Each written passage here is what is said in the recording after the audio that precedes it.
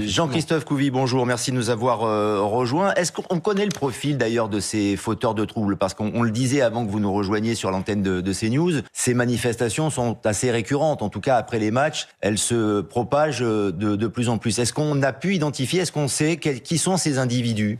Oui, bonjour. Les individus, effectivement, souvent ils viennent de quartiers populaires qui s'identifient justement à des pays du Maghreb pour ce match-là. Parce qu'on voyait des drapeaux marocains, il y avait des drapeaux algériens, c'était un peu le Maghreb United. Mais ça, on peut comprendre les moments de joie, parce que c'est vrai que c'est historique pour eux. Après, effectivement, on a toujours une minorité, encore une fois, qui vient jeter l'opprobre sur toute une communauté. Et par contre, cela, c'est pas nouveau. Moi, les collègues, je me rappelle, en 1998, sur les Champs-Élysées, il y avait les géants, vous savez, l'ouverture des mondiaux de Coupe du Monde. C'était pareil. Il y avait aussi des jeunes qui étaient venus pour casser, pour piller, pour attaquer certaines personnes. Et les collègues m'avaient dit c'était une boucherie. Voilà, parce que justement à l'époque, ça répondait. Donc il nous faut une police un peu musclée. Sauf que depuis 20 ans, en fait, on donne aussi des signaux à ces jeunes-là en disant attention, il faut surtout pas les blesser, il faut laisser faire. Vaut mieux qu'on casse du matériel plutôt qu'il y ait des blessés. Et je pense qu'à un moment donné, ils ont pris confiance aussi en eux. Et il va falloir maintenant que la justice soit vraiment, très forte. Qu'elle assume aussi de faire des grosses condamnations, puisqu'il y a 874 interpellés. Après, on sait que c'est compliqué des fois, sans preuve, parce qu'il faut fournir la preuve que les personnes ont cassé ou été dans cette manifestation violente. Et souvent, c'est là-dessus que les avocats rentrent dans les procédures, et des fois, elles sont cassées. Voilà. Donc, sur des maintiens de l'ordre qui deviennent, on rétablit l'ordre, en fait. C'est même plus du maintien de l'ordre maintenant. C'est qu'après, quand on a une émeute, on rétablit l'ordre. De temps en temps, il faut faire aussi des bons offensifs. Comme on a vu hier soir, c'est un peu musclé. Mais je peux vous dire que ça fait aussi du bien, montrer que la police est forte et qu'elle recule pas. Jean-Christophe Couvi, peut-on craindre encore plus d'incidents mercredi soir, donc au soir de la demi-finale entre la France et le Maroc? On rappelle qu'il y avait 20 000 personnes quand même sur les Champs-Élysées. Ça risque d'être beaucoup plus, quel que soit le résultat. Et on imagine que si un scénario qui pourrait être considéré comme injuste, ça pourrait être pire en effet. Donc est-ce qu'on peut craindre ces incidents? Et est-ce que l'idéal, ce ne serait pas de fermer les Champs-Élysées pour que justement la foule ne puisse pas s'y rendre? En fait, c'est bien sûr que ça va être un duel annoncé, j'allais dire, alors qu'au départ, ça doit être un duel sportif, comme dans tout sport. Sauf qu'en fait, certaines personnes vont essayer de le politiser ou d'amener le focus sur des éléments violents. Alors après, ça va être une décision du préfet. Est-ce qu'effectivement, il ferme les Champs-Élysées? Pourquoi pas faire une fan zone? Et au moins, on peut filtrer les gens et les contrôler. Après, c'est une décision politique. Ça ne sera pas une décision de la police. Mais il faut aussi voir dans les autres villes. Je vois qu'il y a eu des débordements à Avignon, à Lille, à Bordeaux.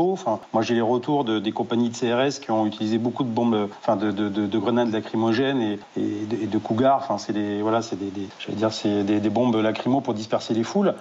Donc, il y a maintenant toutes les villes moyennes où, effectivement, on voit des casseurs qui viennent pour se servir de moments de liesse comme ça, comme à Libye, en fait. Juste un mot sur, effectivement, la justice. À chaque fois, pour les mêmes manifestations, qu'elles soient d'ailleurs d'ordre sportif, après des matchs de football ou pas, si effectivement, ces fauteurs de troubles ne risquent rien, ils vont forcément recommencer. Donc, c'est le serpent qui se mord la queue. Oui, mais en fait, il faut comprendre aussi que la justice, alors c'est vrai qu'on leur tape dessus, c'est des boucs émissaires en ce moment, mais en même temps, quels moyens on leur donne? C'est-à-dire que les prisons sont pleines. Tous les jours, il y a un magistrat, il commence sa journée, il a un tableau avec des places libres. Et par exemple, pour 10 places libres pour la journée, il y a par exemple 20 à 30 personnes qui pourraient aller en prison. Donc lui aussi, il fait des choix. Et donc en fait, on est obligé de trouver des peines alternatives. Mais les peines alternatives, souvent, ne sont pas des bons messages non plus, parce que c'est des messages de laxisme. Enfin, c'est comme ça que ces voyous les reçoivent, en fait, si vous voulez. Donc pour nous, on a l'impression d'avoir une réponse pénale, sauf qu'en fait, pour eux, c'est la rigolade. Et du coup, ils choisissent toujours ce côté, j'allais dire, de la délinquance, parce que ça leur rapporte, parce qu'ils font peur. Et c'est surtout cette peur-là qu'ils arrivent à influencer un peu les gens, à leur donner cette peur, et du coup, ils en jouent. Et c'est là-dessus, effectivement, comme on disait, il faut que la peur change de camp. Il faut que maintenant, il faut taper fort, et bien, mais ciblé. Voilà, et ce crime aurait pu être classé dans le registre des accidents de la vie courante, peut-être rester impuni. Fort heureusement, Jean-Christophe Couvi, on a pu avoir les informations, les forces de l'ordre ont pu avoir les informations. C'est allé assez vite tout de même. Est-ce que vous avez déjà votre expertise sur cette affaire, sur ce dossier ? Alors en fait, déjà, quand on découvre une personne décédée, on fait des constatations. C'est l'officier de police judiciaire qui arrive, qui fait des constatations et qui nous donne des indices. On voit ça aussi avec le médecin légiste, savoir comment la personne est décédée. Donc là, effectivement, je pense que l'OPJ n'avait pas tout le retour sur l'enquête et pouvait pas justement peut-être déclencher une enquête judiciaire. Mais après, je crois que c'est le fils, d'après ce que j'ai compris, qui a sensibilisé la police en disant qu'il manquait notamment les lunettes de la personne et un autre objet. Donc du coup, on a orienté une enquête et c'est là où on a découvert effectivement qu'il y avait les deux frères là qui vivaient dans cet immeuble et c'est comme ça qu'on a pu les interpeller. Alors moi, ce qui m'interpelle en fait, et c'est le témoignage de mon collègue là qui est poignant, parce qu'en fait, c'est ce que tous les policiers tous les jours ressentent, c'est-à-dire que on a identifié nous dans toutes les villes de France les fauteurs de troubles. On connaît des gens qui vivent que dans la délinquance. C'est des familles, c'est des frères, des fratries, etc. Et en fait, ces gens-là, c'est des verrues. On peut rien en faire, on peut pas les traiter. Et nous, quand on les interpelle après derrière, alors oui, la justice des fois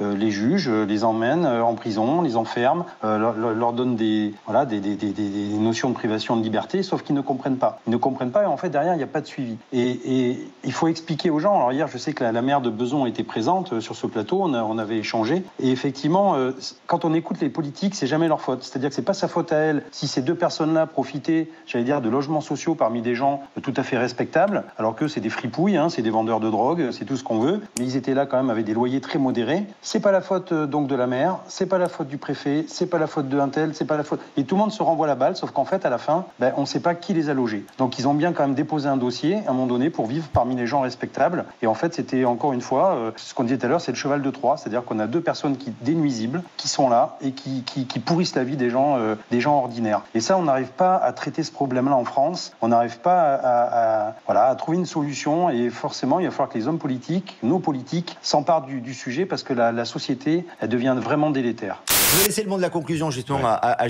Jean-Christophe Couvi. On a le sentiment parfois que toutes les entités, la police, les maires, les politiques, le gouvernement, la justice n'arrivent pas à travailler ensemble. Et c'est pour ça qu'il y a cette cacophonie et qu'on en arrive à des débats parfois qui sont insolubles, Jean-Christophe Couvi. Et pas pour toi, tu fais un commentaire. Oui, effectivement, je pense que tout à l'heure, c'est Gérard Lanvin qui disait qu'il fallait un taulier. Je pense qu'il faut vraiment un taulier, mais pour ces problèmes-là aussi. C'est-à-dire qu'il faut une vraie coordination de tous les services. Et c'est pas uniquement de dire il faut qu'on se parle, il faut qu'on discute, il faut qu'on se voit autour d'un bon petit repas et qu'on parle un petit peu. Non, il faut vraiment qu'on travaille. Et je veux dire, les citoyens français demandent ça, demandent de la présence du service public. On a déserté le service public. On parle des hôpitaux psychiatriques, mais parlons-en des hôpitaux psychiatriques. Quand on gratte un petit peu, on a tous dans nos connaissances des infirmières qui nous disent qu'on ferme des lits dans les hôpitaux psychiatriques avec des gens très dangereux. On leur donne juste leur posologie. Tout ça pour gagner des lits, j'allais dire, dans les urgences. Et donc, en fait, on fait des choix. Et ces gens-là qui sont remis dehors, ce sont des fauves, ce sont des gens dangereux. Et nous, policiers, on les croise, on sait qu'il va y avoir une histoire derrière à un moment donné. On attire justement l'attention, on lance des fusées de détresse, sauf que derrière, on n'a aucun écho. Et effectivement, il faut attendre des drames comme ça pour poser le sujet. Mais un jour ou l'autre, je vous dis, il faut changer de logiciel et vraiment s'attaquer vraiment à tous ces problèmes-là. Et c'est des problèmes de coordination des moyens.